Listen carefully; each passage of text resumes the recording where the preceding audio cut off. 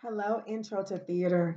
This is Miss Brown, your theater instructor, and I'm going to talk to you about Chapter 4. This is the book that we're using, the Theater Experience. You have the 13th edition, I have the 14th edition, so my page numbers will be a little bit different from yours, but I will talk more about the section as opposed to the page numbers to make sure that you can read along.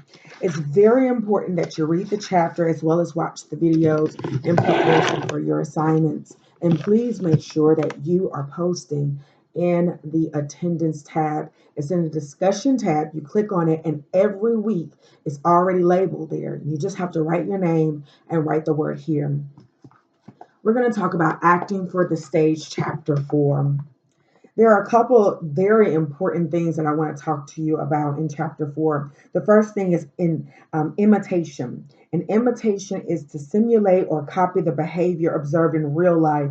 So the very basis of acting is imitation of behavior.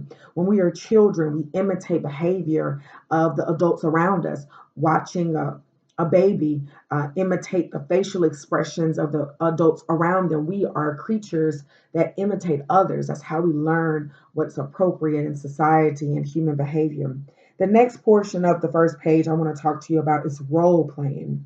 In everyday life, the acting out of a particular role by copying the social behavior of that particular position. For example, and this is very the basis of the basis of acting, which is human behavior. Imitation begins with infancy and when children become toddlers, but you elevate when children, let's say the age of 6 to 12, start really doing a lot of role playing, playing house or teacher or playing police officer. They are acting out particular roles by people that have particular positions in the social construct. So, imitation, role playing. You're going to see that again. You go on to the next page and it talks about acting in life versus acting onto the stage. The three things I want you to pay attention to in that section is the three challenges of acting. The three challenges of acting. I'm saying it over and over again because I want you to get it. There are three challenges to acting. The first thing is to make characters believable, the inner truth. That is one of the first challenges to acting is to make sure your character is believable. Number two, physical acting, which is what the audience sees, right? It's the physical body and the voice. And the third thing in the challenges of acting is the synthesis and integration, combining the inner struggle of acting with the external struggle, combining making your characters believable with the voice and body. And if you can do that, then you've accomplished the three challenges of acting. Again, making your characters believable, the voice and the body, and combining those two. Those are the three challenges of acting. You're going to see that again. You turn the page, it talks about realism. Realism is an attempt to present on stage people, places, and events corresponding to those in real life. There are some plays that are written in the realm of realism, and people want it to be relatable for what we experience in real life. Think about some of your plays Imitation to Life, Cat on a Hot Tin Roof, Raisin in the Sun. These are real life characters that remind us of ourselves. Any Tyler Perry plays, those are real life characters that are supposed to teach us something about our real lives, and they are relatable because they are human like. Credibility is the ability to make those of us in the audience believe that the characters that are appearing on stage are convincing, that they're real. So it's very important that as you start to develop in your acting skills, and yes, this is a part of intro to theater, as you start to develop in your acting skills, that you understand it is necessary for you to have realism, it's necessary for you to have credibility as you're presenting your characters on stage. Moving on down, the Stanislavski method. Say that with me. Stanislavski. Yes, the Stanislavski method was created by a man named Konstantin Stanislavski, and he was the co-founder of the Moscow Art Theater in Russia. Um, He's developed a method of acting that tons and tons of actors have used for such a long time. Some of the specific things that he mentions in his method of making the characters believable, that's the whole point of his method. The whole point of his Stanislavski acting method is to make the characters believable. One thing is relaxing, right? Releasing all the tension out of your body, the vocal tension and vocally relaxing as well as physically. The next thing is concentration and observation, really paying attention to what's present in the moment. When people are on stage, they can have the tendency to get very absent minded because they know what's going to happen. They've rehearsed it, the words are redundant, and they can allow their minds to drift off and imagine to other things. That's really dangerous because the audience can feel it, and you can too. You almost have to be so present in the moment as if you do not know what's going to take place. Like we don't know what's going to take place in real life. Um, it's important to pay attention to the specifics. And again, I need you guys to read this for yourself. I'm just highlighting the important things. Pay attention to the specifics of the activities going around you. If you're supposed to be stirring a pot or cooking, really make sure that that action is intentional and that you're not just, again, absent-minded and going through the motion. Turn the page. I'm on my page 78, but I'm in the section where it talks about inner truth, action on stage, what, why, how, through the line of a role, and ensemble playing. These are very important, and I'm going to ask you about them on the test, so please pay attention. The inner truth, which deals with the internal or subjective world of the character. That is their thoughts and emotions. You must know how your character thinks, how your character feels, what your character thinks about. You need to know what your character wants. You need to do the backstory, the back information. And if it's not present in the script, you make it up.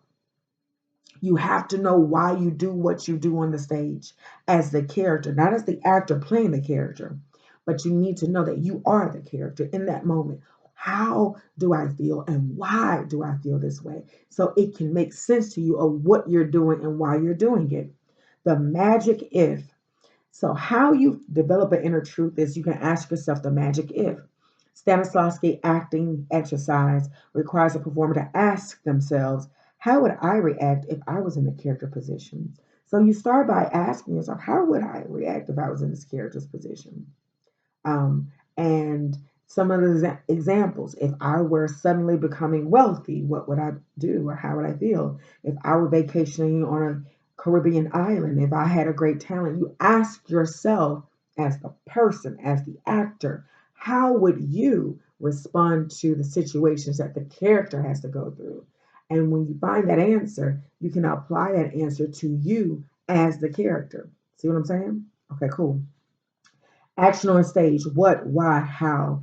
This means that the performer's attention must always be focused on the series of physical actions linked together by circumstances of the play. Stanislavski determined these actions by asking three essential questions: what, why, and how, as an action is performed, like opening a letter, like stirring a pot, like folding clothes. What are you doing? Why are you doing it? And how are you going to do it? You have to be focused on those things as you're doing it. Through the line of the role, super objective. This is one of my most favorite parts of this. Super objective is what do you want? What does the character want? What does the character want? You find out what that character wants, and that's the movement towards the whole play because you know what you're moving towards. The character wants love. Everything the character does is moving toward that goal. The character wants revenge. Everything the character does is moving toward that goal. The character wants acceptance. Everything the character does is moving toward that goal. You must know what you want, and then all your actions will make sense moving you toward that goal. Super objective. Ensemble playing, acting that stresses the total artistic unity of a group performance rather than individual performances. I tell my actors all the time, it is not about you. It is not your show. It is our show. One person fails, one person drops the line, the whole show falls. You keep up the energy, you keep up your brother, your sister in connection of the play. We are all together. This is an ensemble. And so it's very important, and Stanislavski stresses that this is an ensemble performance. Emotional recall, although I do not use this, I have used this before. Emotional recall is a tool intended to help performers achieve a sense of emotional truth on stage by recalling sensory impressions of an experience in the past. So, what I would do if I had a very emotional scene, I would think of a time in my life where I was very broken and very emotionally hurt. I would think of that time in my actual personal life. And while I'm thinking that, the emotions would come, although I'm saying the words of the play. So I would have the tears and the emotion in that moment. I want you to know what it is, although I do not rather encourage actors to use that because it could be emotionally distraught for the performer to constantly revisit a painful place in their past. I want you to read on the actor's instrument, which is the voice and the body. That's super important. It talks about Tadashi Suzuki, which is an Asian artistic approach to acting. I want you to know about that. I want you to know about avant-garde choreographer. I want you to also know about the Diogenes and the Callahan type of Asian type of acting, and that's very physical in the body. The next thing is training for special forms of theater. There are all different kinds of special forms, stage movement and avant-garde and experimental theater. Turning the page, we talk about integration and synthesis. Again, integrating the physical and vocal aspects of acting with the emotional, mental life of the character and blending those two. You can't have one without the other. Turn all the way, and that concludes your chapter 4. If you have any questions, please let me know. You do have an assignment on chapter 4. Will open up very soon.